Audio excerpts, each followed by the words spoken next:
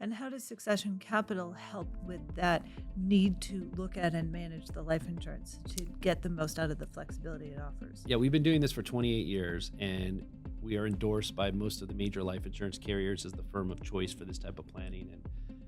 And more than anything, they give us that because it's the service. It's the annual service being there. We've built an infrastructure here at Succession Capital that is built to service these for the next 30, 40, 50 years.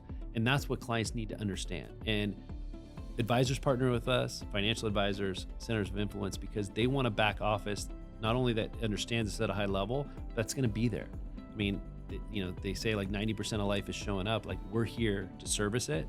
And so I know that also sounds very simple, but it's also why so many people end up in a bad spot with their in-force life insurance because they didn't pay attention. If things are like, for example, I can't tell you, I can hundreds of times, literally, clients come in and they say, oh my God, my policy's about to run out. I was paying this premium and the policy's not in place. Okay, well, you bought the policy 30 years ago, or 20 years ago, the dividend rate on your whole life policy was at 8 or 9%.